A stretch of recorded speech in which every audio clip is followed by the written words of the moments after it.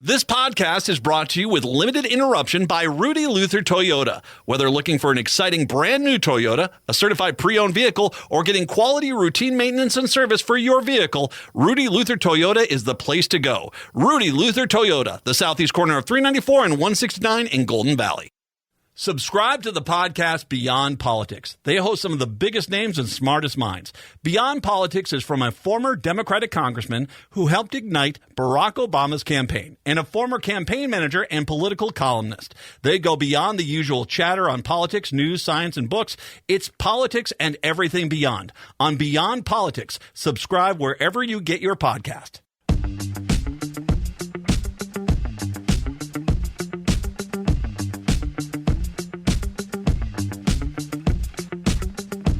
Broadcasting live on AM 950, the Progressive Voice of Minnesota, in the evenings on WCPT 820 Chicago's Progressive Talk, and in the overnights on 1150 AM KKNW in Seattle.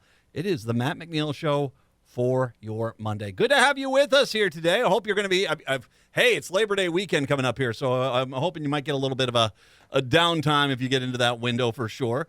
952-946-6205, 952-946-6205 is the phone number. Patrick is joining us today. Hey, Patrick, how are we today? Doing well. It is oppressive outside in both Minneapolis and Chicago. It is steamy out there. It is the crotch of a Cajun in a sauna on Mercury. It is god-awful outside right now, man.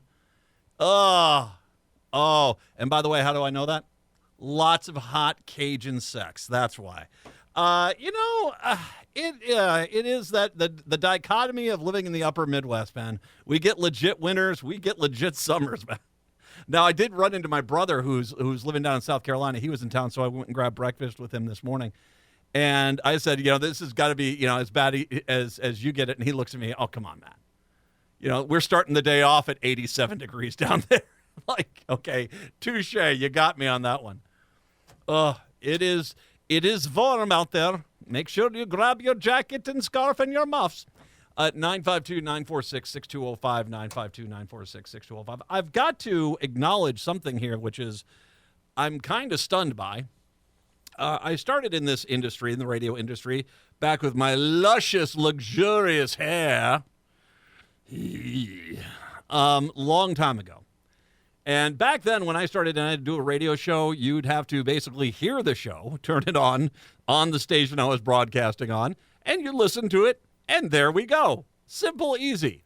Today, there are 1,000 different ways for people to get in touch with the show. We are podcastable. We're on social media. You can listen to rebroadcasts on the AM 950 radio station website. You got all sorts of ways. You can hear me. You can hear me in the afternoons in Minneapolis. Go to Chicago, hear me in the evenings there. You go to Seattle and listen to me there. I mean, there you go. Lots of ways to do it. So I'm somehow still trying to acclimate myself to this new modern world, and I'm dead serious. It is a little bit sometimes stunning for me. On Thursday's show, now I took off Friday. I had to move my daughter into college up in the beautiful city of Duluth, Minnesota. I had to move her back up to college up there, so that's why I had to take Friday. And thanks to Bruce for filling in for me, by the way. Appreciated, my friend.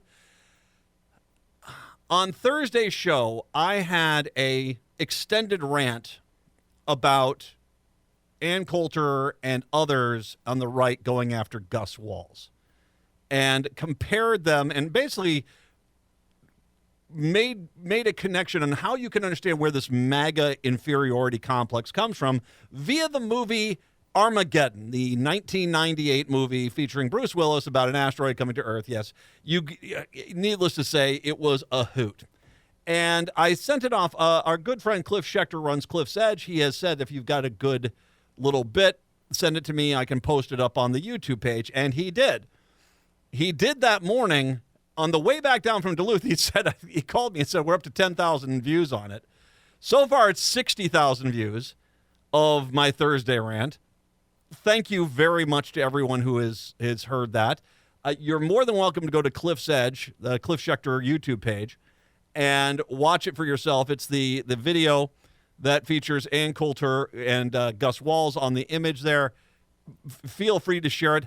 I would love to get more views than Royce White got votes in the Minnesota primary 2 weeks ago, which means I'm only 15,000 away. So please view, share, whatever. Show it to anyone you know. Get me over 75 because that would be hilarious. That would be hilarious. Oh. Good times. 952-946-6205. 952-946-6205. Dr. Joe is going to join us here in a little bit. Not only this weekend, I went to the Minnesota State Fair, which, it's hard to compare. It's not like a lot of other state fairs. It's a very different kind of vibe.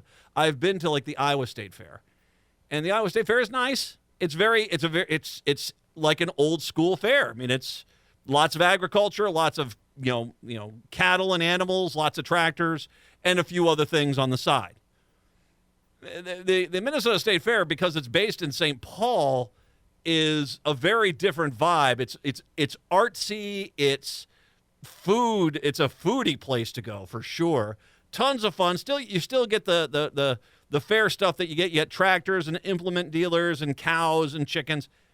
Well, we have talked with Dr. Joe over the last 3 months about how avian flu has transferred now from the birds into mammals, including cows, and how ranch hands are getting avian flu from their close proximity to cows. And this is a little bit of a concern, let alone the poultry building, which is its own little crisis center. And so I was there yesterday, and I said, whether you're in Minnesota, you're in Illinois, you're in Washington, or wherever you're listening to me right now, if you do have a fair of this type, we should talk a little bit about this and how dangerous is it. So we're going to have him on, get some updates on COVID, stuff like that. That's coming up here in about a little more than 20 minutes from right now. I got to start off with, though, a study that came out this week, posted in online. I caught this story. The Minnesota Reformer had it posted. A finding from the Survey Center of American Life, a project for the conservative-leaning American Enterprise Institute. Now, obviously, a little concerned, is it a conservative thing? But this seems to be more than just this doesn't seem to be necessarily a political thing, more just a societal observation. Back in the 1990s, when it was virtually unheard of for people to say they had no close friends, just 3% of the population saying that was the case. That was Gallup polling. So back in 1990, only 3% of the population said they don't have any close friends. That number has increased sixfold today. 17% now say they have no close friends. And it shows a stunning educational divide. 24% of those without a college degree report essentially being friendless. Wow. While just 10% of those with a college degree say the same thing. 24% of those people who do not have a college degree basically are saying they don't have any friends. Ugh. Conversely, fully 1/3 of college graduates, they say they have at least 6 close friends, while 17% of high school grads do. So 33% of college grads, 17% of high school grads. So basically, if you graduate high school or if you don't finish high school, there's a substantially larger potential for you to have a very small, if not non-existent, friend base, which is, that's hard. Another way to look at this, people without a college degree today are more likely to say they have no close friends than they were to say 6 or more. So basically, if you do not have a college degree, the same amount of people will say, I have no friends, as they will say, I have 6 or more close friends. That's just one finding from the survey, which polled more than 6,000 Americans on their social connections, found major educational divides in virtually all of them. College grads are more likely to spend time in public spaces, to hang out with neighbors, to be members of sports leagues and community groups, to be married, and even be members of a church for decades. And think about how that has changed. Wasn't that, the whole thing during the 70s and 80s was people saying, you get a college education and all of a sudden you become anti-religion. Today, more people with college degrees are going to church than the ones without. That's an interesting societal flip. 4 decades ago, many of these numbers were flipped. For virtually any social phenomenon happening today, the aggressive nationalist turn in Republican politics, the growing prevalence of the conspiracy thinking, deaths of despair, and the fracturing trust in institutions, to name a few, a plausible argument can be made that it stems from the asymmetric fraying of these social connections.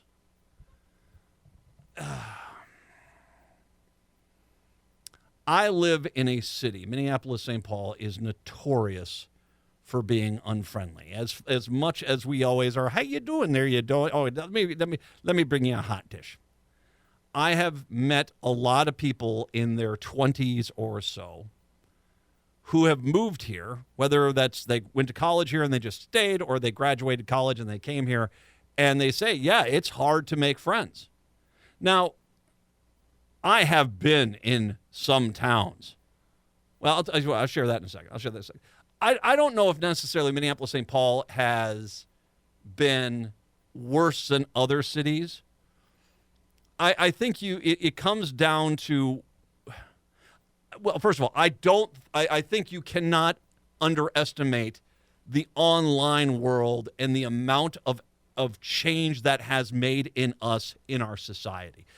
A great example of that is schools, in our modern day system of schools and education, how things have changed. Used to be you moved into a neighborhood, you knew everyone in the neighborhood because everyone went to the same schools. Everyone was in the same school district. Everyone knew that. Maybe 1 or 2 kids went to a private school. Today, through open enrollment, charter schools, private schools, whatever the case may be, homeschooling, I mean, I'd say half the kids in my neighborhood I've never even seen or met because they're not part of any kind of social group that's there. I mean, that's one thing. And I don't know their parents either. And that's one way things have changed.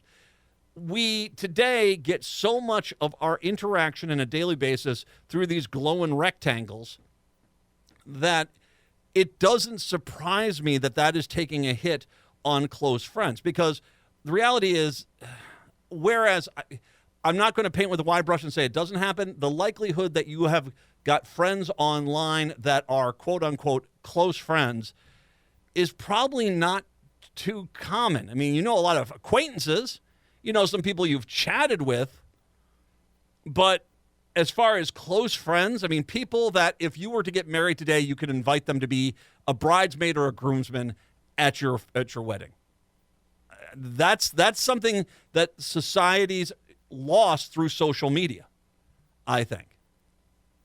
Now, that being said, I'm going to make a suggestion. If we are really, truly going to embrace this new idea of happiness and joy, I want to make you challenge. I want to make a challenge to you, everyone out there, because this is not helping us as a society. I want you to try in the next week through Labor Day to connect with someone you don't know that well, whether that's someone in your apartment complex, a neighbor down the street, a coworker that you really haven't been able to communicate with. Try to interact and reach out and communicate and have a little bit of a relationship with. Because you know what? If you want to truly spend happiness and joy, creating friends is a really good way to do that. And it might actually solve a lot of our problems. We'll take a break. Come on back. It's the Matt McNeil Show.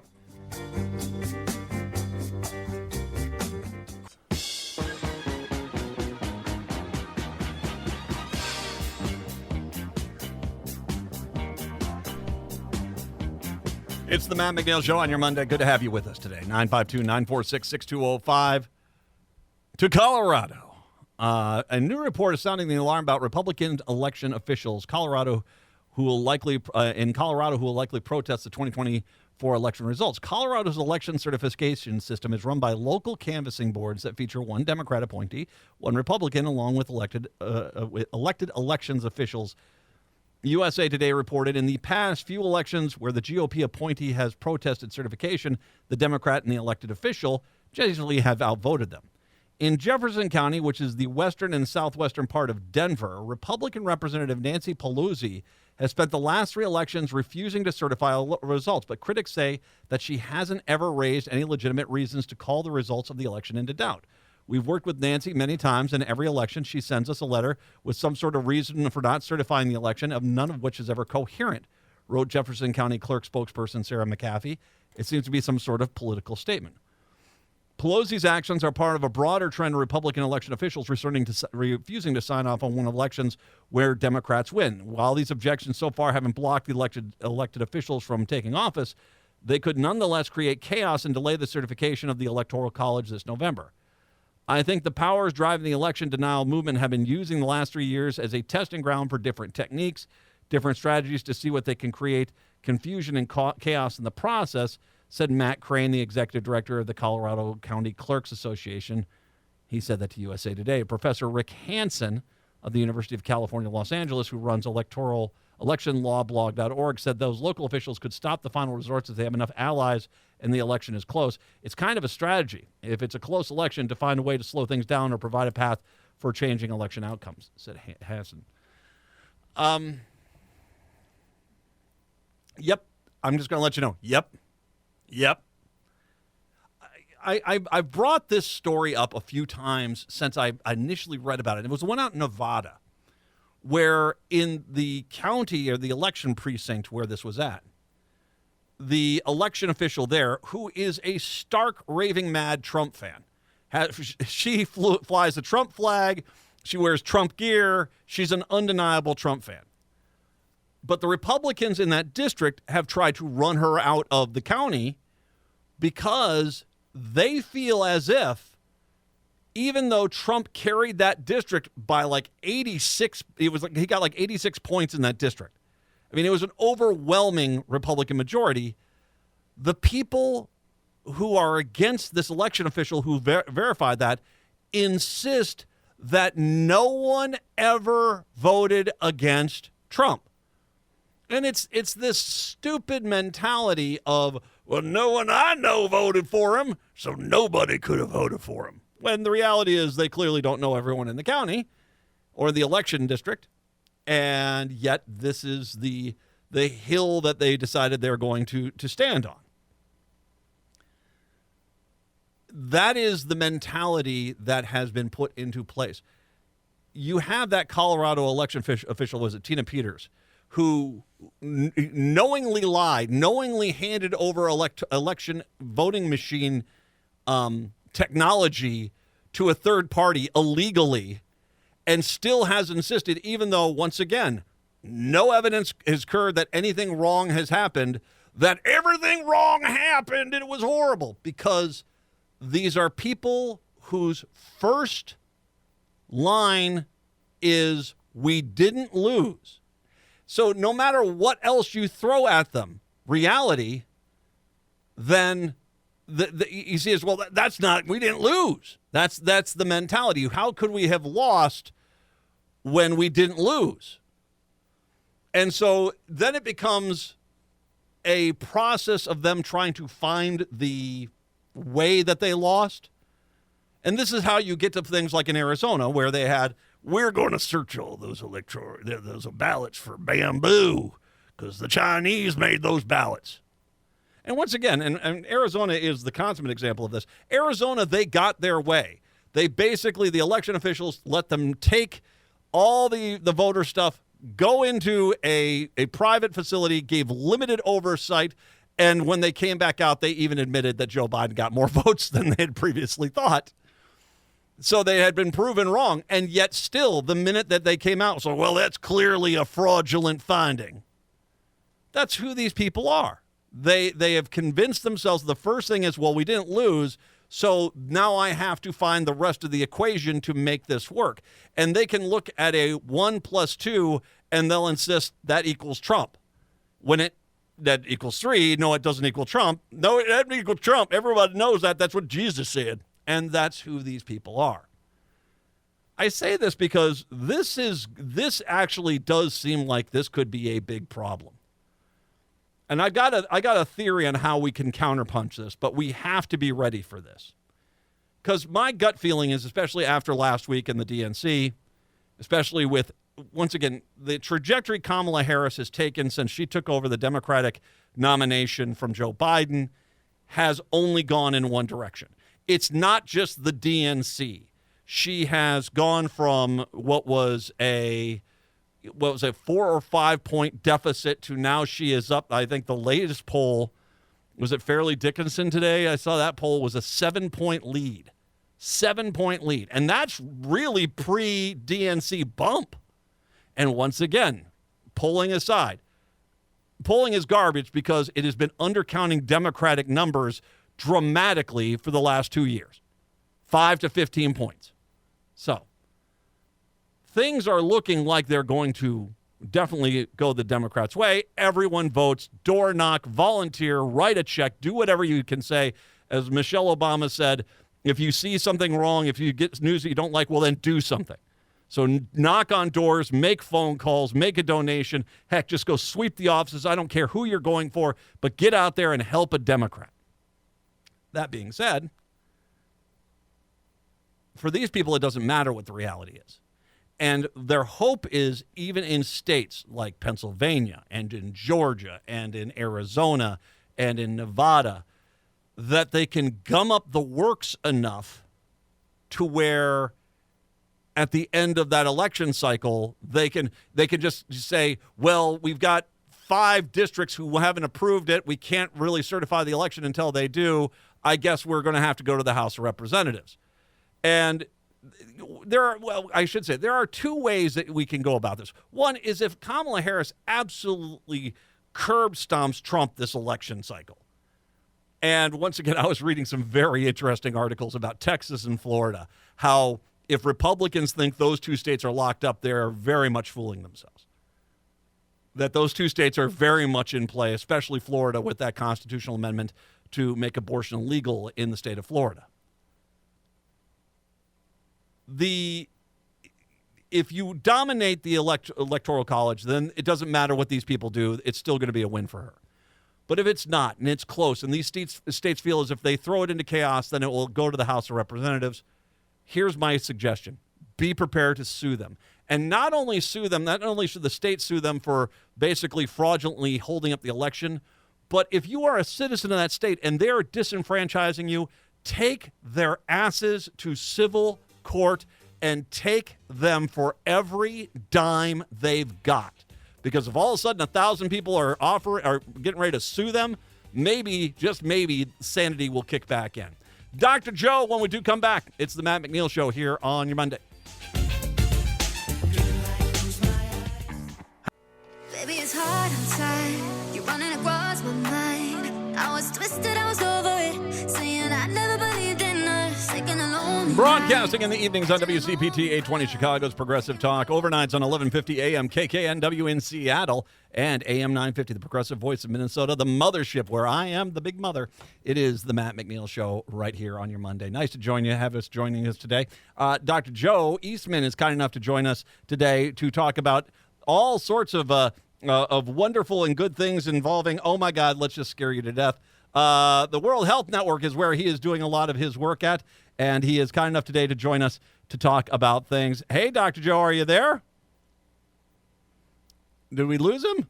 I think we might have lost him there for a second. There he is. Okay. There you go. How are you doing? I'm doing fine, thank you. How about yourself? I'm doing okay. I'm of course you are up north. Is it as hot for you up there as it is down here in Chicago, Minneapolis right now? It's pretty bad up here. We're going to have some beauty thunderstorms tonight. I can't wait. Oh well, be careful out there. But good news is that means good fishing tomorrow. That's right. There you go. All right, so I'm at the Minnesota State Fair this weekend. You and I, we'll get to COVID eventually. I mean, but we have so many other things to talk about today, which is just delightful. So you and I had talked about the fact that bird flu, avian flu, has transmitted to the mammals, and that the mammals, particularly livestock, has been carrying this. And it's a big concern because the FDA and the federal government is not really doing the testing they need to try to get this narrowed down and nip this in the bud. But what we're looking at here is a case where it is there, and we've actually had ranch hands getting avian flu from the cows now. So here I am at the Minnesota State Fair. Once again, any state fair, you have lots of livestock, cows, pigs, tons of poultry. They're all there. You and I talked about this a little bit last time you were on the air. I didn't go anywhere near those barns. I didn't go anywhere near them because, as you said, this is not, we shouldn't be messing around with this stuff at this point. Is that a safe thing, or am I being too paranoid? No, you're being spot on, Matt.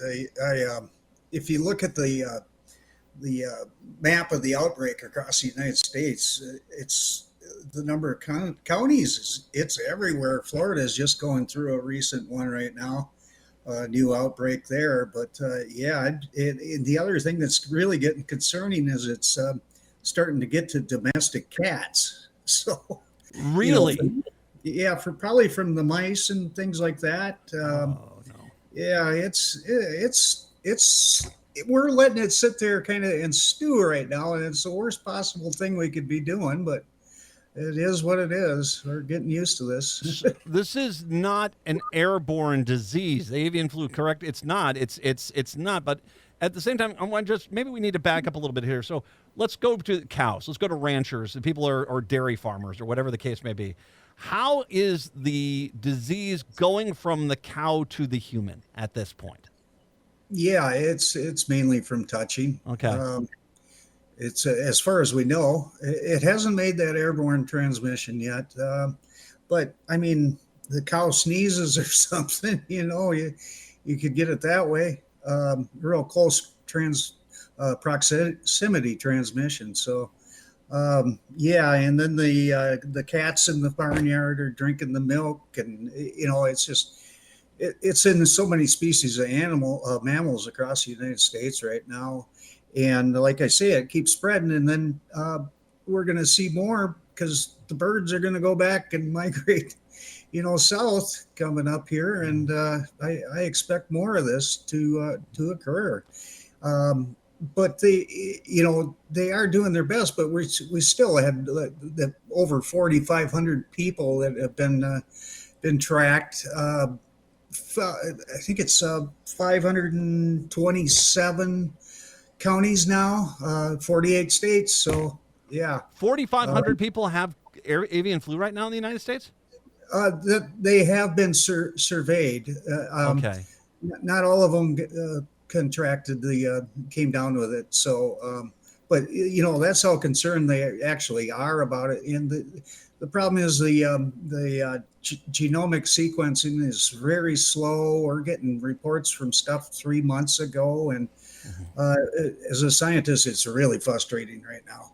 So, okay, now you had said for this to become a problem for humans, there was like 5 hurdles this disease had to evolve, change. It sounded like the last time we were talking was that like 1. Can I just say, for any species, is it known to be airborne? Is there a bird species or cows? I mean, you say about sneezing in someone's face, that's one thing, but is there any species right now where avian flu is just like, just by proximity, a bird being near another bird or a cow being near another cow, that's too close? Well, it depends. It does have to be very close proximity, though. Okay. It's not like we got going around with COVID and stuff like that right now. So, as far as I know, it does happen, but it's quite rare because it does not travel very well.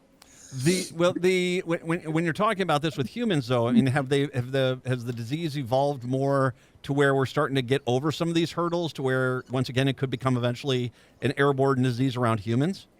Yeah, I was talking with one of my zoonotic colleagues, and he says we're basically letting it overcome these hurdles because it continues to fester. 100 million chickens now have been culled from the population, but they're not, as far as I know, they're not culling the cattle at that kind of rate. So it's a reservoir. Think of it as a reservoir, and eventually that reservoir will fill up and spill over. Mm-hmm. So that's kind of what we're looking at. And they don't seem to in this country have the utmost attention that they should have on this right now, and it's still getting spread around. So, how much of that is, once again, you and I have talked about this, hesitation because, hey, we already went through COVID. We don't want to do this we don't want the new season of diseases basically every year, like the old fall TV roundup used to happen. We don't want to do that. But how much of this is also, do you think, coming in from the egg and beef and pork industry, where they're like, okay, the last thing we want is people not buying milk or buying eggs or buying beef because they're concerned about this. And so whether or not there's a legitimate threat, the industry is saying, no, this is not going to get out because I've got a jet ski I want to buy. Yeah, we've essentially at the CDC, USDA, and FDA, we've got the fox guarding the hen house in a lot of ways. The regulators are people that were in the ag industry themselves. So, it's unfortunate. I hate to be that cynical, but it's clearly big ag has got their money in everything. So. Well, that's encouraging. Oh, great. All right. So, have there been any scientific updates? You and I had talked about that they had seen, I don't know if the right term is deactivated strains of avian flu in milk and eggs and stuff like this that weren't necessarily dangerous, although you shouldn't probably just be, discounting that at this point. Has there been any breakthroughs on the concerns or about the research on the milk supply, the egg supply, the beef supply actually getting into the stores? Right. It's still getting in there. It's funny. There's a group out in New York City that goes around and tests all these places, and they were denied by I believe it was the CDC or maybe it was the USDA to access some of their testing facilities and things like that. But most of my colleagues were either drinking oat milk or ultra high pasteurized milk, which is a little more expensive. But if you get up to around that 178 degree temperature for a sustained period, it knocks it out. So they're much more not as cautious as they used to be, but I'm still drinking oat milk. So, well, and I mean, obviously, you and I talked about this originally, and we need to make sure we mention this. We very much were saying these people that are the raw milk people, that that not unpasteurized, that if this is going to get into humans really quick, it's probably through that. Is it correct? Yeah. And the poultry, cook those eggs as best you can. I hate overcooked eggs myself, But we're ordering them bouncy now. They're all going to be bouncy. Like a kid's birthday party. You might go to a bouncy house. There you are. Dr. Joe is joining us. All right. Okay. So, all right. I'm at a fair, and this goes for anyone in Illinois, in Minnesota, Washington. You're listening to me right now. You're at a fair. There's livestock there. If you do want to go in there and see it, I mean, if it's something you enjoy about it and that's kind of thing, it is what's your suggestion in regards to closeness to animals and kind of how your safety protocols you should have while you do that? Yeah, I would look like a total nerd if I went in there. I'd have goggles on my face, and that's one of the main things. A lot of these farm workers, from touching the animals, and then they rub their eyes, and then it shows up, they get red eye, and it's like, okay, you got it. Yeah. It's common now, or touching your mouth or things like that. So I still keep a mask on and eye protection at a minimum. And then when you're done in the place, make sure you wash your hands really well. They do. I will say this, at least at the Minnesota State Fair, they do have wash stations, and they very much encourage you. Right. Wash your hands. Do that. Hand sanitizer if you have it. Safety first on that, the best you can on that. All right, so we'll get to COVID eventually here. You mentioned to me briefly something about Mpox and how this might not be airborne now. Hey, that's breaking news. All right, so monkeypox, which we now call Mpox, it's airborne now? Yeah, this clade, it's called clade clade 1B, and it's underwent a mutation. It first emerged out of the Congo and the DRC, And we knew it was there. And then we let all these Olympians intermingle and, congregate in France, a lot of them from the DRC and nearby countries. And sure enough, it's showing up in France, Netherlands. Sweden was the first one to report. It's in the United States. This bugger is really serious, and the WHO just declared an international emergency. I think it was August 14th, and they want like $140 million invested in this to stop the darn transmission of it. We know the Olympics is one big giant sex pool, though. I mean, okay, so how are we certain? I mean, seriously, these athletes say, it clang, clang, clang goes the trolley. But, are we sure it's airborne and it's not some sort of sexually transmitted thing? Because obviously that would make a lot more sense. The fact that it's actually developed into this airborne disease. How in the world did they not take protocols with that? I agree 100%. And, it was inevitable it would spread. We knew it was going over there. And the airborne part was, I think they decided in early August of this year that this new clade was airborne. So maybe it was a thing of timing, but I suspected it before then. And I know that most of the public health officials probably did too. Is there any vaccination or anything for Mpox right now? Yeah, fortunately, there is a pretty good vaccine for it. It's a double dose. I can't remember the name of it, but it's been recommended and seems to do the trick. So we do have a vaccine. Tell me we don't have like 4 boxes of it. Tell me we've actually got a stockpile of this stuff someplace. That's essentially what we got. Why wouldn't you build up the supply once you knew this sucker was coming? Wow. It amazes me. Well, it's par for the course here of Matt and Joe's desperation hour here that we're talking about.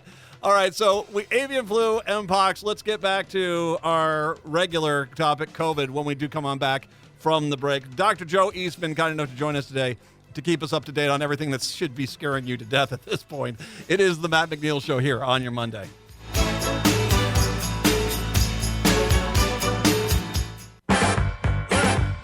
Let me tell you. You my little boo thing, so I'll give a hoot what you do say, girl, I know. It's the Matt McNeil Show. My little boo thing is Dr. Joe Eastman, once again, our expert in communicable diseases across the country. And not only do we get our avian flu update, our Mpox update. By the way, a question for you. Where is Mpox at right now in the United States? You said it showed up here.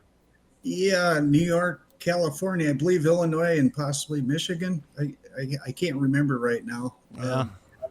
But so far this year, we've had over 1,300 cases, but not of this particular clade 1B. So it's a different one. If people send out pictures of this bugger, they go, "Oh my God, it looks horrible." And yes, it is this new clade. Of the 12 cases of people having this new one, I believe 6 died. So wow. It could be a monster. Okay, so and this brings up another thing here. I mean, because does our healthcare system, when working effectively, give us a much better chance at getting through this? Exactly. All right. We've went through now 5 years of this, and I just shake my head every day. It's so frustrating. Yeah. I knew that darn COVID was airborne, within the first month of this thing. It's like things don't travel that fast. Well, you and I both, even though at that point you weren't on the air with me on a regular basis. That was when that whole thing exploded. I remember being on this radio station and in January, I said, it's on the planes, dude. It's on the planes. This is over. This is going to be world. We're not going to know what the heck we're going to be doing here. And yeah, until we kind of have some sort of common sense about, hey, there's a major outbreak going on in this country. Maybe we should be a little bit more about screening of the people that we're allowing into the other countries to make sure we don't have another major COVID outbreak. But no one seems to want to do that. We could have a triple header. Oh, oh, great. All right. So, COVID, correct me if I'm wrong. We do actually have some positive news, although I know that there is a lag period with vaccines. The latest one got the green light, and it should be available to most people by September here, correct? Oh, definitely. In fact, some places, if you go to your CVS, some places already have it. Yeah, that was a good thing to see. Both the mRNA vaccines have been updated. They were originally going to use the JN1, which wreaked havoc in the country in January, but now they're based on the JN2, which is still way behind where we are right now in terms of variants. So this newest one is, I call it the brain eater. Boy, the neurological problems from this thing are just awful. This is the latest. And this is the latest variety that's pretty much around most of the country right now, right? The entire world is going through the KP 3.1.1. Yeah. But there's a recombinant coming right behind it called XEC that is really scaring the heck out of me. Why? Okay, so what's different about that one compared to the one that's already scaring you right now? Yeah, exactly. Sequels suck. Usually sequels of movies are not nearly as scary as the first one. This one just keeps getting scarier and scarier, for God's sakes. So what about this new one is worse than the current one? It's the mutations by the recombination of two the other variants has increased its transmission, and besides that, it's getting even better at evading the natural immunity. And it basically, this one, KP 3.1.1, didn't hardly see any natural immunity. This one's even worse. It's incredible what it's doing to people's immune systems. And everybody's like, no big deal. We're going to live with it now. Sorry, we're going to hit a crescendo where a lot of people are going to have brain damage and things like that from this virus. And one of the things that we need to keep hitting at is that we still today don't know the real long-term impacts of the first strains of COVID. The long COVID impacts. We got an idea now. We've got a better idea. But it still is in a learning stage. That's not these new variants. We still have no idea what the long COVID impact of those variants is going to be. We have no clue. Yeah, it's one of those things like like AIDS. In fact, it's beginning to be more accepted to call it COVIDs, because in past diseases, it's like 15 years later when we see all the problems that this thing really caused. And we're setting this thing up. We're at a 1.5 million new infections a day right now. And I got it peaking probably by the end of the month, very early September, around 1.7, could even be higher.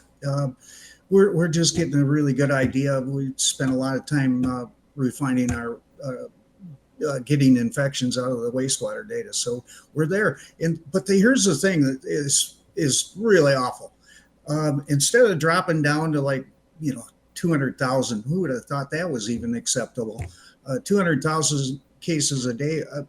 It looks like we're going to drop down to maybe 800,000, probably 900,000 new cases a day, and then sure enough, the holidays and all that fun, January, I believe, will be the second biggest wave we've ever seen. It is interesting. You brought up AIDS. I mean, AIDS was ignored when it was mainly killing off the gay community until it got into the blood supply. And then all of a sudden, the government 10 years later started to get concerned about it.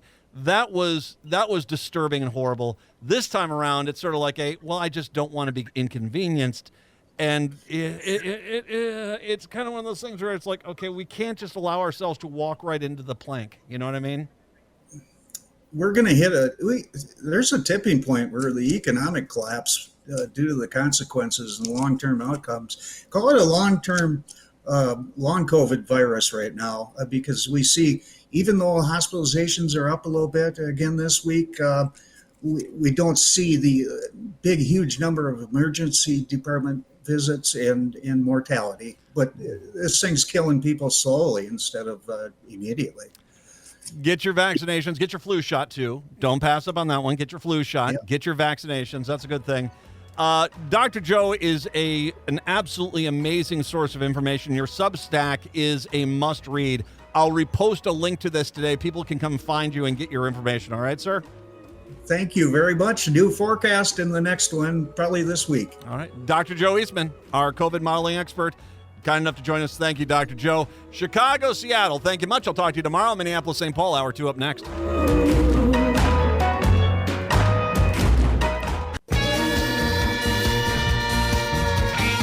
Hour number 2 of the show here on your Monday. Good to have you with us. Matt and Patrick here. 952-946-6205, 952-946-6205. We are guest-free for this hour, so your phone calls are welcome. Patrick, anything fun that you did this weekend? That's okay. I was in Duluth yesterday, actually. I went swimming before the lake got too cold. It was actually barely warm enough to go swimming yesterday. It was only in the 70s. I mean, it was still very humid like it is everywhere in the state this week, but was it like 90 in Cloquet and then 70 in Duluth? Actually, no. The gradient line was closer to Hinckley, which was kind of surprising, actually. I talked to a guy from Pine City, and he's, it was like 90 degrees when we left, and it's 70 degrees here, and, so that was interesting. Well, I mean, I got to imagine today a jump into Superior would be pretty nice if it was like this, like what we have right down here up there today. I did get to the fair yesterday. So, first of all, it wasn't pleasant. When I do post the pictures, you get to see hot, sweaty Matt, because that's, but I'm not going to apologize for that. For God's sakes, it was god-awful out there. Went out there. We got there at, we left the park and ride. We did the busing, which still is amazing how well they've got that coordinated. I jumped on a bus over at Southwest in Eden Prairie. Took me in at 7 a.m. We left at 7 a.m., got there at 7:30. Here is the thing that I did not know. I looked at a few places online. They said, most of the vendors are open at 8. Actually, most of the vendors and halls are not open till 9. So just keep that in mind if you head on out to the fair early and you say to yourself, I want to get out there. Don't get me wrong. There's plenty of places that are open that are serving, especially breakfast, a lot of the breakfast places. And one or two things are going. But for the most part, it's good if you want to walk around. That's what we did. We walked around to places that we generally don't do that much, like Machinery Hill. We walked up that way and, kind of knocked that out, walked the midway because I don't ride rides really, but, we walked out there and at least saw it. So you do have, some of that stuff that was going on. The food, okay, so here is the rundown. So we had, mini donuts first. Then I found a Pronto Pup. God, I love you, Pronto Pups. And, it was funny because if you saw, there was a few different places where they were selling the Pronto Pups. And some of the booths at that point were 20 deep. But the reality is that there was a lot of them that were around. There's so many Pronto Pup stands that you could find one that wasn't really having the hard time. It wasn't going to be a long wait for you to do that. So that was good news there.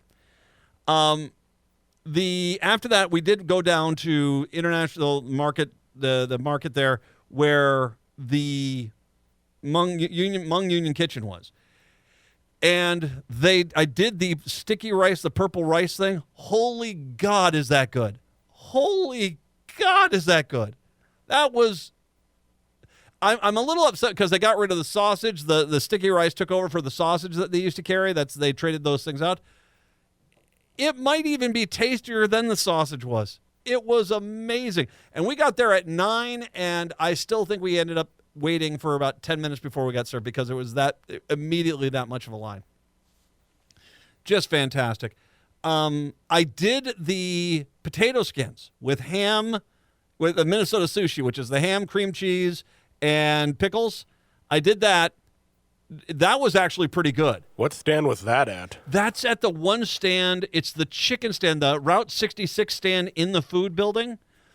And here's where it is. And this goes back to, remember from last year or 2 years ago when they got the pickle pizza, and why I'm not a big fan of the pickle pizza. If you're going to do something like that, have good pickles. Because the pickle pizza, it's not really that good. It's kind of a gimmick. The potato skins, they were delicious. And that dill cream cheese that they put on there, oh my God, was that tasty. That was absolutely delightful. We got some pickles. It was so hot yesterday that we made that turn from where we were like, I don't really want ice cream. Just because of any kind of dairy element of it just did not sound good. And so we kind of passed on the ice cream, and we got some Hawaiian shaved ice, which was pretty tasty. I got the pink lemonade. That was tasty. And then my suggestion is, what's the name of the Euros place that's over right by the carousel, right by Channel 9. There's a Euro place over there that is absolutely fantastic, and they pack the Euros to go. So you can get them, take them home, stink up the Southwest Transit bus like a pro, and then head back and enjoy State Fair food at your home. Unbelievable. Fantastic. Had a good time.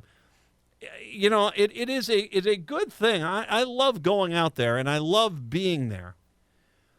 One of the things that happens, though, is the Republicans like to make hay anytime there is a problem out there. And on Saturday night, there was, unfortunately, a little bit of a problem.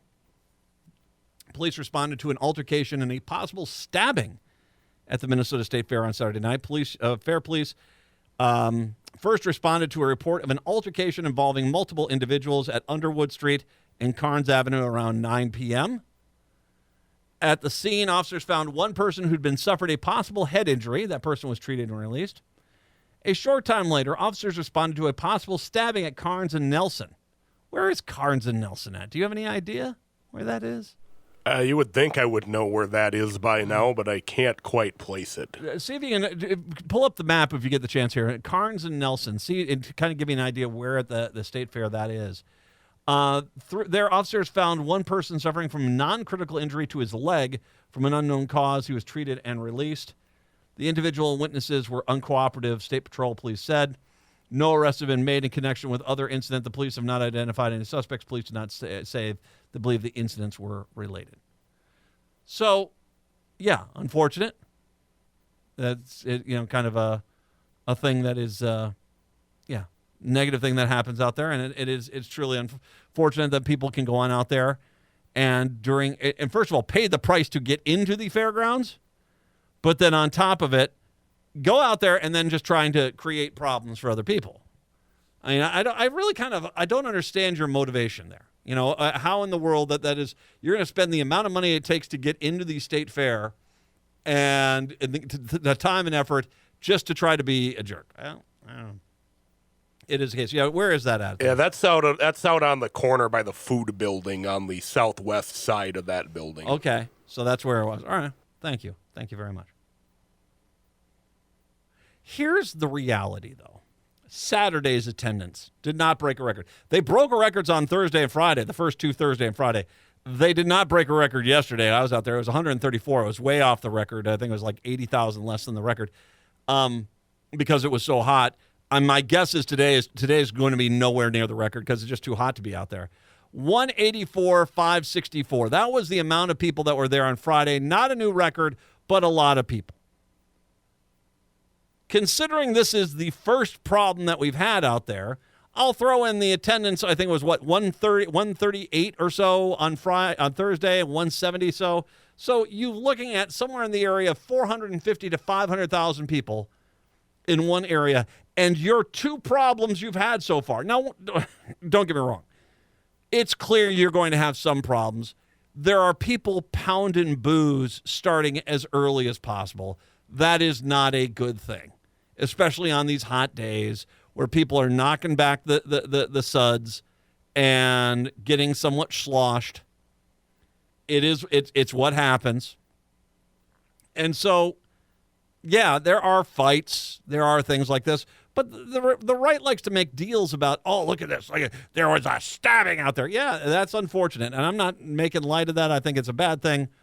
But if you're having one stabbing per 450,000 people, you're in the safest freaking city in the country. That's an undeniable fact on that level. An undeniable fact. You are looking at over 3 days, 450,000 people. You had one stabbing. Tell me that's not the safest place in the freaking country. You guys want to make hay and, oh, look at this, it's chaos, because you let your racism run wild, because it's those people and you know what's going on there. Oh, boy, oh, boy. You're not welcome to come. If you're like that, if you're that paranoid, you're like that, just stay home. We don't need you there. That fair is a blast. I had a good time. I sweated like a pig. I got to admit, I wasn't the only one. It was a little ripe at times out there.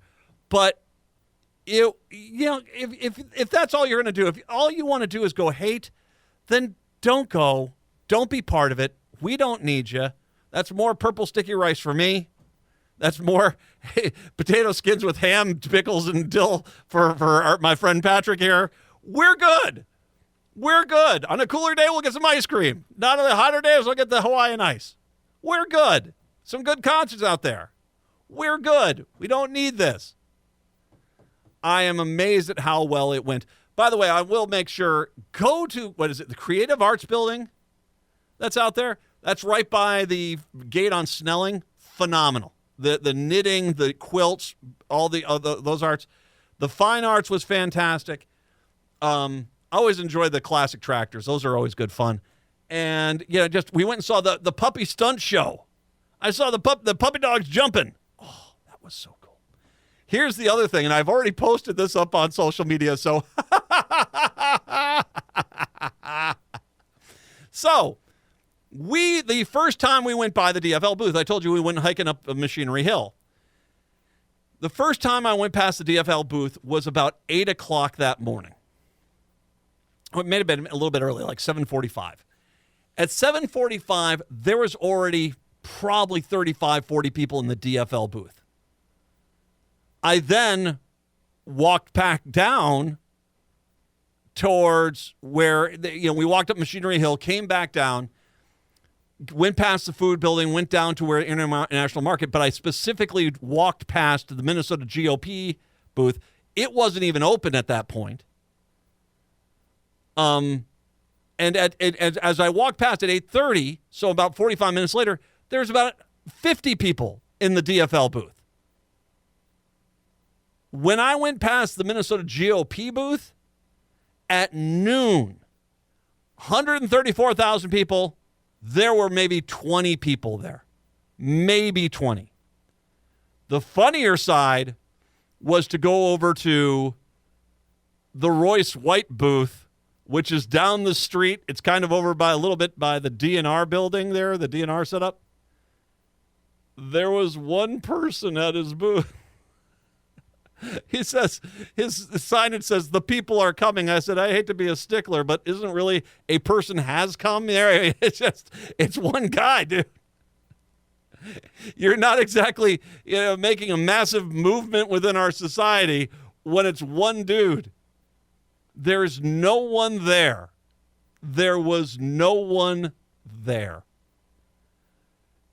There are some things that you can take a temperature of, and I get it. There's a lot of people that live out in these red areas that are not coming into necessarily come in for the state fair, whether it is their cow or their chicken or their crops. They didn't get picked for their local state fair, their little local county fair winner, whatever the case may be. I get it that some of these people don't come on down. But it's not like there aren't a lot of people coming in from the Republican parts of the metro, particularly the North Metro and maybe the far southwest, the far southern part of the metro, down by Farmington. There are Republicans coming in to the state of Minnesota and coming to the Great Minnesota Get-Together. Either they're just not going or they just are ashamed to go. But I can tell you right now, You go past the DFL booth, as multiple people had mentioned to me after I posted those photos, is that yesterday, Saturday, Friday, today, that booth has been packed to the gills. And I think they actually released a statement saying their annual merchandise sales has already been exceeded in the first day or two of the fair. It is remarkable. It is absolutely remarkable. The excitement is on the DFL side right now in Minnesota. And there is none excitement for the Republicans. I mean, well, okay, 20 of you showed up. One person showed up. So I can't say zero, but it might be just less embarrassing if I said zero. 952-946-6205. I specifically want to come back and I want to address something with Royce White when I do return. It is the Matt McNeil Show right here on your Monday. Put a record on. I wanna dance with my baby.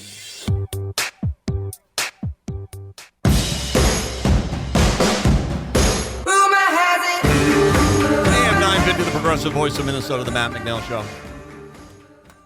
So, I have been posting, because there has been an amazing thing that has happened. I have never seen a political party try to hide from the top race on their ticket in an election cycle. I've never seen this happen before. I've never seen this happen. Royce White, whether the Minnesota Republican Party likes him or not, is the Republican candidate for Senate in Minnesota to take on Amy Klobuchar. Not only did he win the endorsement at the convention months ago, but I even predicted, as I predicted, he would win the nomination process because the Republican Party had no... They really didn't take the destructive nature of Royce White seriously, frankly. And so they should have rallied the troops and got as much money. And they probably could have won that primary, but they kind of got rid of it because I think the mentality is that they ignore it. And Royce White is truly a horrible, horrible, horrible, horrible candidate.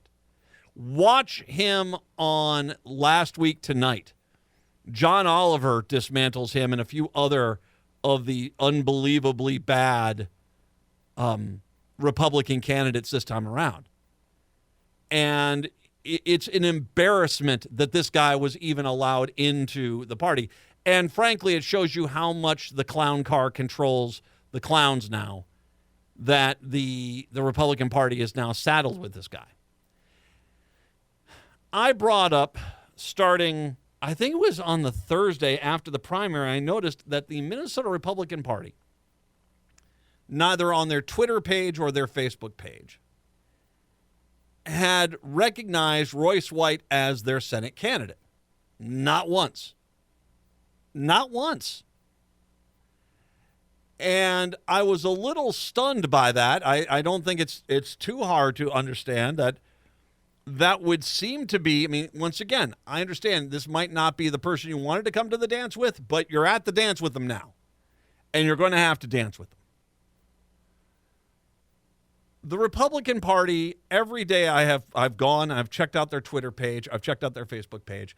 Earlier this week, they put out a video where they congratulated all primary winners.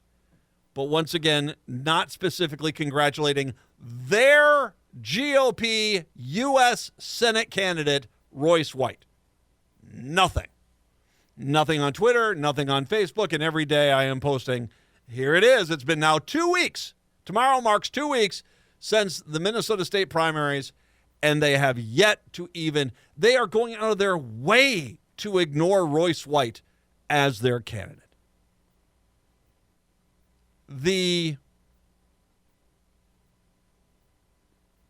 Pete Stauber, the Stubby, as I like to refer to him, the Minnesota 8 Republican congressman, was asked about him. He could not throw him under the bus fast enough. I'm not talking about the Senate race. I don't know anything about the guy. I'm focused on my race. By the way, Pete Stubby, you're a coward. You're a coward, man, Stubby. I'll say that to your face, too. Just a coward. Running away. Ah! Ah! Not Royce White. Ah!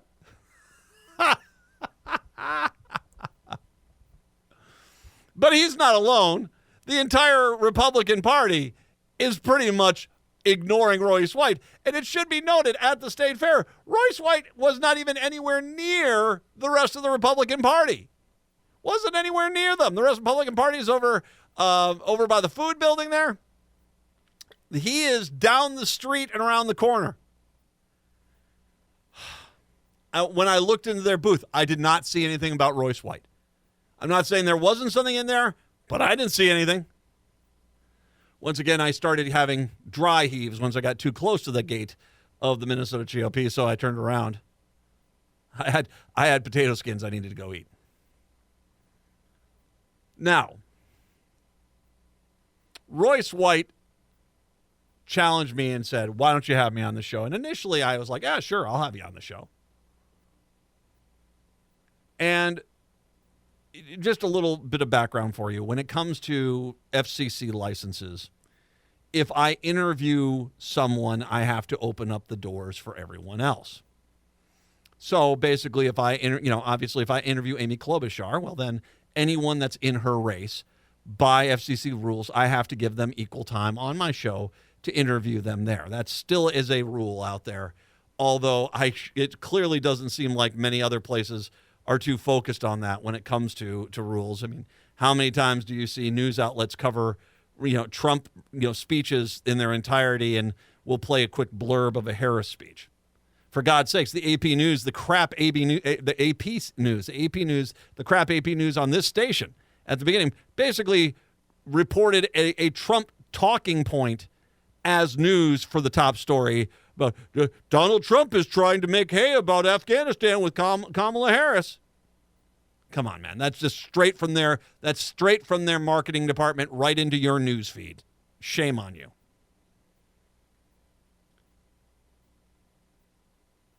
My initial attraction to possibly interviewing Royce White was that I might be able to absolutely torpedo the entire GOP this election cycle. Not by, and by the way, this is not like some sort of nefarious plan where I'm going to pull into things. Ooh, no, just ask him. Hey, Pete Stauber, the representative from the Minnesota 8th Congressional District, he basically ignored you, basically acted like you don't exist. How does it feel when someone does that within your own party? How does it feel that the Republican Party of Minnesota hasn't even acknowledged your win yet? And let him go. Those are just very legit questions, and just let him go. Let him get into his swears. Let him get into this. Let him go. Because not only will he just make himself look worse and worse, but then, like I said, I might be able to, if I can help contribute to the USS Minnesota GOP hitting an iceberg, the Royce White iceberg, and sinking, and see. But then there's a reality that came out, and there's a few things that happened. First of all, I'd heard from multiple people that Royce White apparently did show up at the state fair and started swearing at people out there. Who does that? Seriously, who does that? Now, once again, these are stories I'm hearing from people out there. I did not see him. I mean, heck, he wasn't at his booth when I walked past it. But somebody questioned him, and he started swearing at people. Families are there at the state fair, going over to the DNR building, going over to what is it, Playland that's over there. And here he is swearing. If that story is true, what's wrong with this guy? I mean, seriously, what is mentally wrong with you that you think that that's appropriate behavior anywhere outside of a strip club, sir? But then it started sinking in on me. his own party isn't taking him seriously. Seriously. The Minnesota GOP isn't taking Royce White seriously. They're ignoring him. They're shunning him when asked about him. Like I said, Stauber couldn't run away fast enough from him. They're terrified of having to justify him as the Republican candidate, which, by the way, every freaking news person listening to me right now, why are you not asking that question to him and to Fishbach, to the Beeve down in 1, to Stubby, to every Republican? Why are you? Because that's their candidate. And you may want to give them the mulligan and let them separate out, but that's not your job. And for all you news people out there, there is not a chance in hell that if there was a Democratic candidate as bad as Royce White on our ticket, that you would not constantly be asking every Democrat about that candidate. That is who you are. It's safe for you to do that. But here you are trying to find ways to not ask them about their endorsed and primary victory candidate for U.S. Senate. You guys are doing your best to help the GOP not have to accommodate and answer the question of Royce White. Shame on you. Because I guarantee you, if it was a DFL candidate that was that bad, you'd be, can I get another comment about this guy? You would be hounding every Democrat in the state. You would be. Stop acting high and mighty. You would be. You would be demanding that answer. But yet it's the Republicans, and, well, I don't think it's my responsibility to make them answer questions for their own party. You won't even ask Tom Emmer that, and he's a senior leader within the Republican Party. Shame on you. That's the cowardice of the state news media right now. That is the cowardice why you guys are not out there. But if you're not treating Royce White, the party's not treating Royce White, I don't have any obligation to get him on because I haven't had Amy Klobuchar on the air. And I don't know if I will because, frankly, she's going to win this thing. And they'll call this race in October because he's that bad. I'm not going to interview him. I don't need to. No one takes this guy seriously, so why should I? I'm not afraid of him. The only thing I'm concerned about is his language he would use, but we'd already thought about we would record him in advance and have the entire interview ready in case anyone, to post it out there, because obviously he would have a problem. But you see, I can't trust him. I can't trust to bring him on the air during a live show because if his stories are true about what he said at the state fair, I'm not going to jeopardize the station's license. Am I scared of the guy? Please. He's a worthless candidate. And that's not me saying it. That's the GOP saying it. He has nothing to say of any value. His own party doesn't take him seriously. Why should I bring him on the air? And yeah, it would be fun to watch him implode. But the reality is that's given him more visibility than he deserves. All that man deserves to be is a footnote in a history book. That the guy who got trounced badly by 50 points in election by the Democrat. I would much rather interview a Stauber or a Fishbach or the Beeve down in 1 and ask them, why is it not your business who the Senate candidate is, considering that's your own party's recommendation? Something the news media in this state will not do. So no, I'm not going to have him on the air. If Amy Klobuchar's team contacts me again and says, yes, we want to be on the air, obviously I'll open up the door for him. But I will once again not have the guy on the air because you can't trust him to be decent. I'll record the interview. We'll make sure that if that ever did come to fruition, the entire interview in its entirety was available to everyone to watch unedited. But I'm sure as heck not going to go out of my way to accommodate a guy who's the laughingstock of his own political party. Nope, that's not my job here. 952-946-6205, 952-946-6205. If the Minnesota GOP was to even acknowledge him, maybe I'd think about it. If they were to say, you know what, we're proud of Royce White. He's our Republican candidate. Hopefully he'll win Amy Klobuchar, take out Amy Klobuchar's in the election, and we'd love for you to make a donation to his campaign. Standard political stuff. If they were to do something like this, maybe I'd consider it. But until the Republican Party takes him seriously, why the hell should I? Why the hell should anybody? The people are coming. Not this election cycle, dude.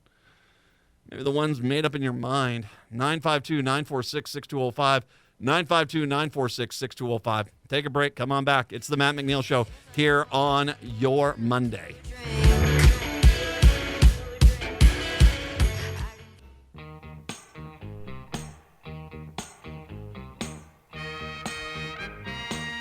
AM 950, the progressive voice of Minnesota, the Matt McNeil Show. Patrick, we do, of course, actually take our job here to serve the public very seriously. And we're keeping an eye on, you can't have this kind of heat and humidity creating this kind of energy and not having some sort of storms fire off.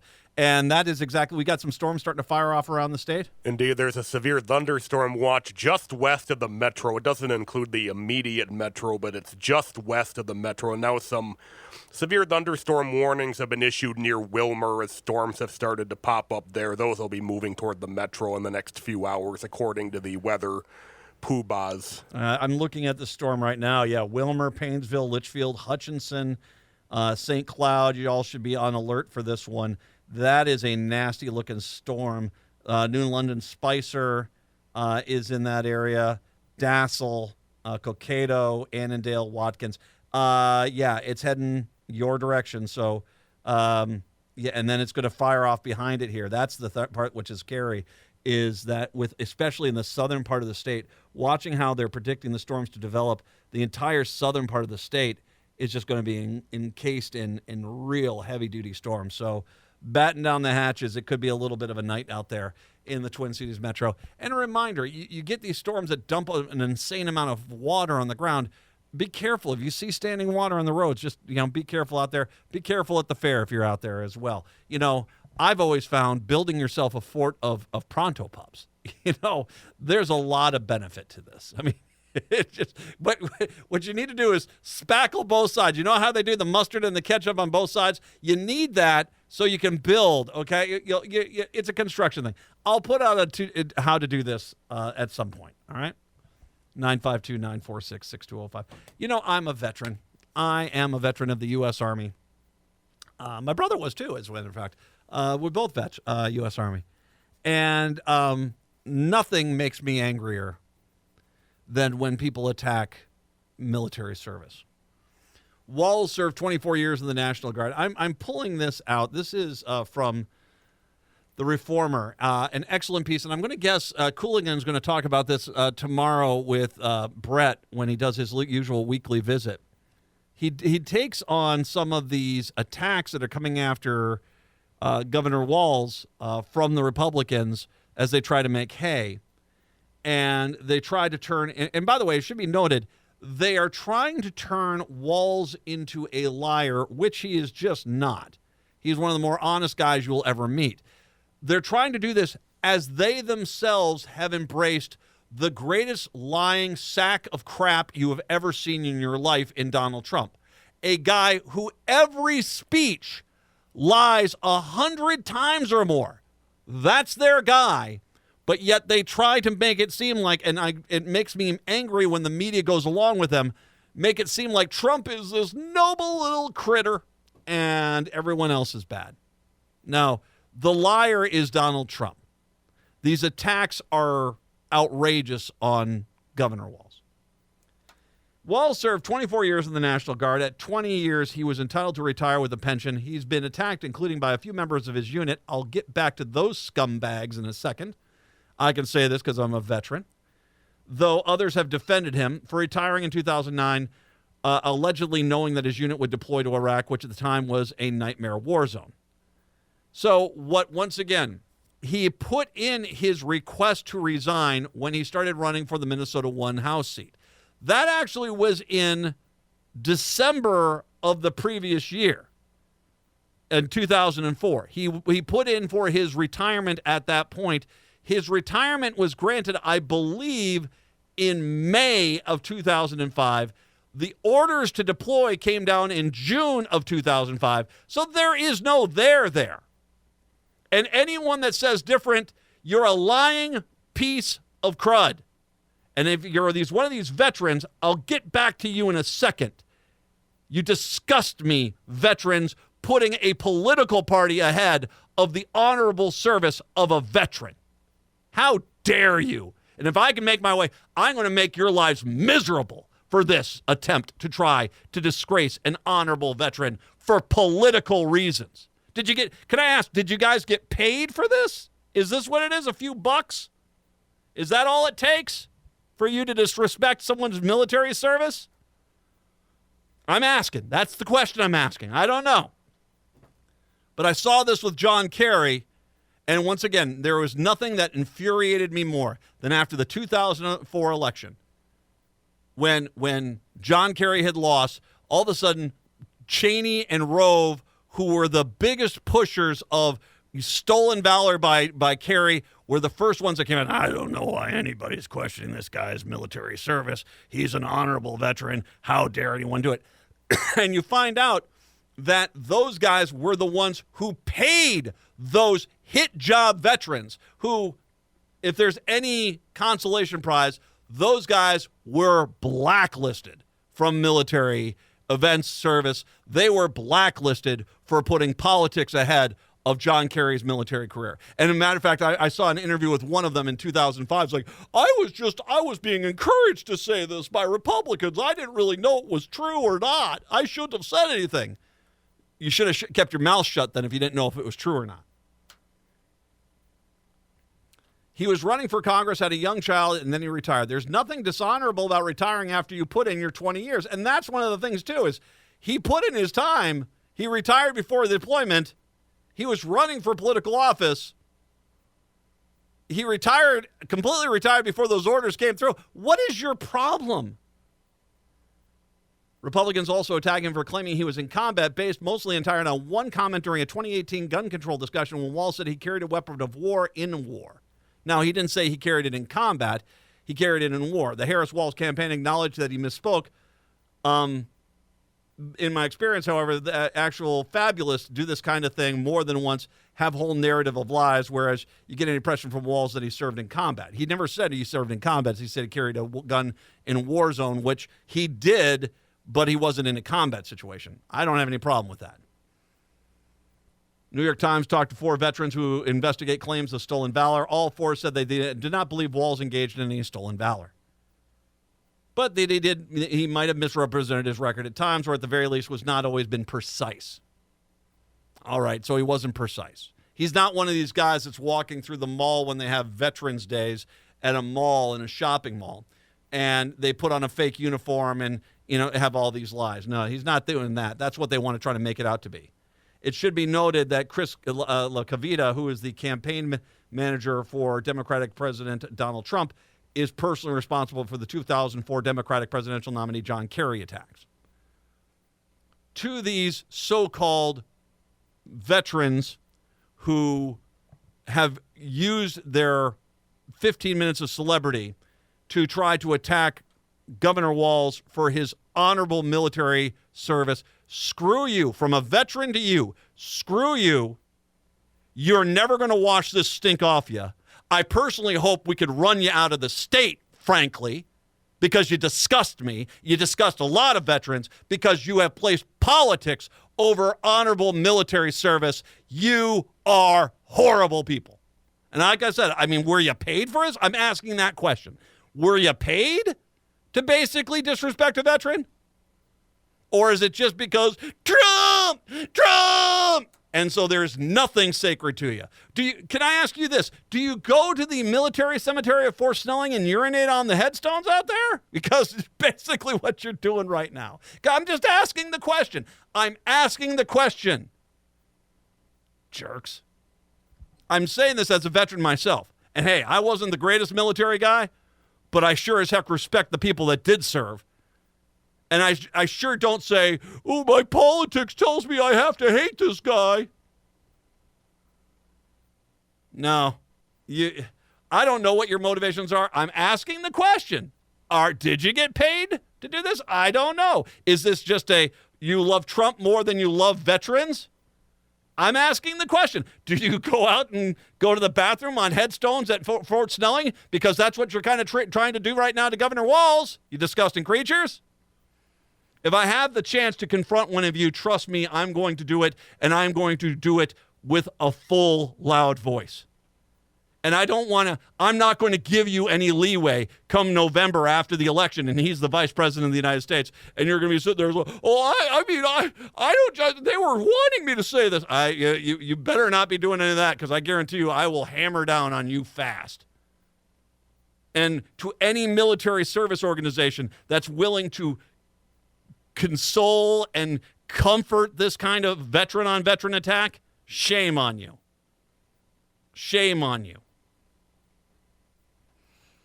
The man served honorably. And as, once again, people who are out there who basically spend their lives trying to out stolen valor do not believe he has tried to do that.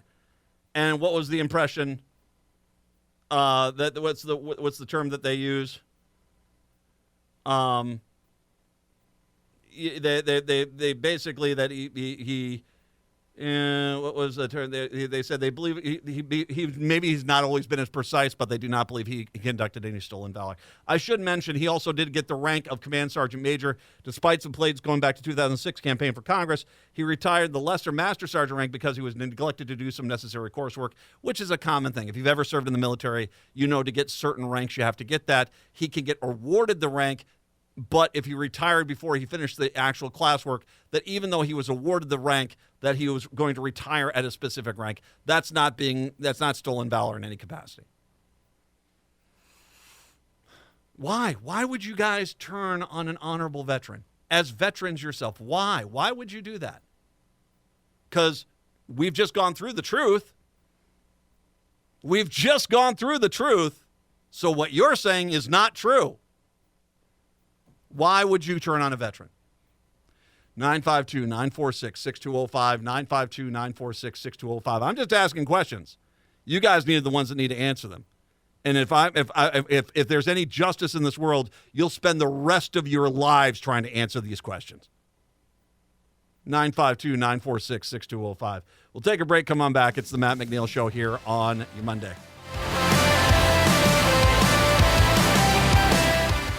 There's a space in my heart. AM 950, the progressive voice of Minnesota, the Matt McNeil Show. Any new warnings pop up on the weather or anything there? Yes or no? I don't believe so, no. All right. If anything does come in the next few minutes here, let us know really right away. Be careful. Just anticipate some storms coming in tonight. With all this energy in the atmosphere, you're going to get that. The Axios had a story here about many school districts have already adopted formal policies about restricting cell phone use, limiting students' mobile device usage well ahead of the March deadline for new state law that requires district leaders to spell out their rules. Educators, officials, experts are alarmed with phones that are feeding epidemic levels with youth anxiety, loneliness, and sleeplessness, as well as undermining schools' roles in teaching face-to-face social skills. The reason why during the pandemic I started taking my kids out into the parks was because I could see that cab coming when it was... And it was one of those things where my wife and I were obviously paying attention in the news. What was the latest with COVID? What's the latest concerns? What are we supposed to do? Where can I find a 50-gallon drum of sanitizer? Stuff like that. I could see these kids just basically sitting in their rooms and looking at phones. And so that's one of the reasons why we started walking in parks, is because to get the kids out of the house. And it was scary because I knew a lot of parents who just say, yeah, all my kid does all day is on the phone. And what am I supposed to do? I'm like, get him off the phone. Tell him to read a book. And that's what we did install that, at least in our house, where they had to read a book and had to get out of the house on a regular basis. And they did. They were out on their bikes. They went hiking. They went running. It's what you had to do. And now, unfortunately, the consequences of that of phone use is you have kids who can't sit through a school day or even a class without constantly checking their phone. Epidemic levels of youth anxiety, loneliness, sleeplessness, as well as undermining schools' role in teaching face-to-face social skills. This summer, the legislature requested 2 state school-wide principal organizations publish a new model policy that districts would adopt bell-to-bell ban on smartphones during the entire school day. The model also spells out alternatives for high schoolers, allow phones at lunch or between classes, but at no other time, including during bathroom trips. Eventually, it will be accommodate all the phones are not in the classroom. And once again, people say, well, I need to get in touch with my kid. Well, that's fine. You can call the school. And if there's an emergency, obviously the school will make sure the kid is alerted to that situation. But, yeah, it's you have to put something in place. Because I've heard some horror stories of some schools where, the kids just basically, the teachers are saying, no, put your phones down. They're not doing anything. So I think this guidance coming down from the state will help out. But, you got to kind of wean the kids off this. This goes back to that first story I was talking today about people not having friends. A social media online world is not the real world. We need to remember that. Absolutely. Native Roots Radio is up next. Have a good one. We are back on Tuesday. Till then, see ya.